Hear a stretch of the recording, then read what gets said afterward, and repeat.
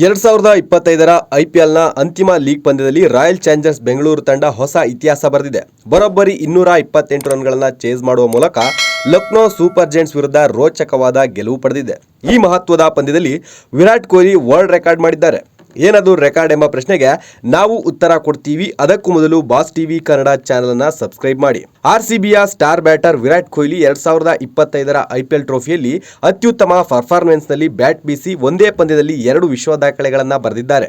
ಐಪಿಎಲ್ನ ಒಂದು ಫ್ರಾಂಚೈಸಿ ಅಂದ್ರೆ ಆರ್ಸಿಬಿ ಪರವಾಗಿ 9,000 ರನ್ ಗಳಿಸಲು ಇನ್ನು 24 ರನ್ಗಳು ಬಾಕಿ ಇದ್ವು. ಕಿಂಗ್ ಕೊಹ್ಲಿ ಲಕ್ನೋ ಜೊತೆಗಿನ ಪಂದ್ಯದಲ್ಲಿ 54 ರನ್ ಗಳಿಸುವ ಮೂಲಕ ವರ್ಲ್ಡ್ ರೆಕಾರ್ಡ್ ಮಾಡಿದ್ರು. ಐಪಿಎಲ್ನಲ್ಲಿ 2008ರಿಂದಲೂ ವಿರಾಟ್ ಕೊಹ್ಲಿ ಆರ್ಸಿಬಿ ತಂಡದಲ್ಲಿ ಮಾತ್ರ ಬ್ಯಾಟ್ ಬೀಸಿದ್ದು, ಇದುವರೆಗಿನ 18 ಸೀಸನ್ಗಳ 270 ಇನ್ನಿಂಗ್ಸ್ಗಳಲ್ಲಿ ಒಟ್ಟು 9,030 ರನ್ ಗಳಿಸಿದಂತೆ ಆಗಿದೆ. ಈ 270 ಇನ್ನಿಂಗ್ಸ್ಗಳಲ್ಲಿ 14 ಪಂದ್ಯಗಳಿಂದ 424 ರನ್ಗಳು ಚಾಂಪಿಯನ್ಸ್ ಲೀಗ್ನದ್ದು ಆಗಿವೆ.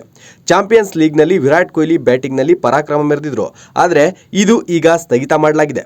ಒಂದು ಫ್ರಾಂಚೈಸಿ ಪರ ಇಷ್ಟೊಂದು ರನ್ ಗಳಿಸಿರೋದು ನಿಜಕ್ಕೂ ಐಪಿಎಲ್ ಇತಿಹಾಸದಲ್ಲೇ ದೊಡ್ಡ ಸಾಧನೆಯೇ ಸರಿ. ಕೊಹ್ಲಿಯ ಮತ್ತೊಂದು ರೆಕಾರ್ಡ್ ಅಂದ್ರೆ ಐಪಿಎಲ್ ಇತಿಹಾಸದಲ್ಲೇ ಅತಿ ಹೆಚ್ಚು ಅರ್ಧಶತಕ ಗಳಿಸಿದ ಬ್ಯಾಟರ್ ಎನ್ನುವ ಖ್ಯಾತಿಗೆ ಕಿಂಗ್ ಕೊಹ್ಲಿ ಪಾತ್ರರಾಗಿದ್ದಾರೆ.